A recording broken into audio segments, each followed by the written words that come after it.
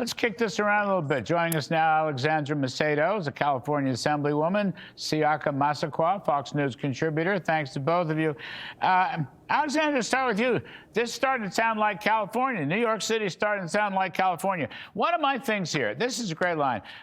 We didn't have the clip, but Mamdani was lamenting the fact, this is at his rally yesterday, he's sort of getting very emotional, that his aunt couldn't afford, was fearful about being in the New York subways after 9/11, wouldn't wear her hijab, and was worried about being bullied around. It turns out the whole thing was a lie. His aunt was living in Tanzania, never was in New York City in the first place. I mean, that's the kind of nonsense that he's pulling out as this thing goes down to the wire. What do you make of this story?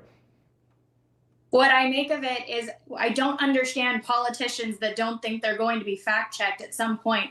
And how dare you lie about something when in the not-so-distant past we had a woman murdered on public transit because our public safety needs some checking, which is exactly what's happening. And then Mamdani is now calling on defunding the police and calling them names and criticizing them. How dare he? And what this shows is he has no platform. It's living in a fantasy world and lying to voters just to win. There's not a plan once he wins except to tax, tax, tax, and spend, but tell everybody it is free. The same thing is happening out in California, saying, we're going to give you everything you want for free, so vote for us, not understanding somebody has to foot the bill somewhere. Quit lying, give facts, and let the voters decide. Siaka, somebody was doing some numbers, putting the pencil to paper. Just for the free child care services, which would cost about $6 billion, that is nearly the budget of the entire New York Police Department, which kind of tells you something about his priorities, does it not? Yes, it does. Actually, to the point that he said before that the police is the problem, and he wants to pay for the child care. Imagine this. You remove the police, which they want when you talk about Marxists, and now your kid, and it's so crazy to watch people applaud for the government to raise their kid earlier and earlier.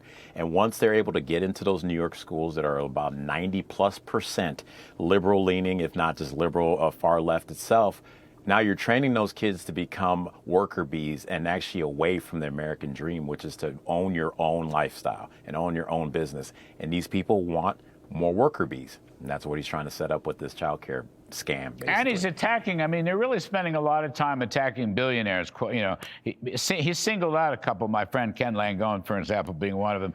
I mean, that's really just, that's kind of the socialist, socialist. That's great. Soviet supermarkets attacking billionaires, free everything, Alexandra. I mean, you think New Yorkers are going to do that? I know Californians are sympathetic to that. I always thought New Yorkers were a hardier lot. Well, keep in mind that 1% of the population in New York actually pays 42, I believe, % of their general fund. So when these people have to leave because they can't afford to live in or do business in New York, what is their plan to fund all of their free services? The same thing is happening out in California, and we have a $20 billion deficit. We're depleting our rainy day savings. We have no sustainability plan, but we continue to fund things that we cannot afford. They are privilege projects. They are not fundamental needs, and instead Democrats want to play fast and loose with how they're going to fund things. And yeah, hate the billionaires. Hate to break it to you, but the billionaires are the reason why we have jobs and a free enterprise economy that has worked for decades. And they're trying to disable us and make us into a socialist country. No, that's right. People, that's success. Siaka, just change subject for 1 minute. Mr. Trump's one big, beautiful ballroom in Washington, D.C. Did you know, Siaka, he offered, years ago, he offered Obama he would build one himself. He would finance the whole thing. I mean, what?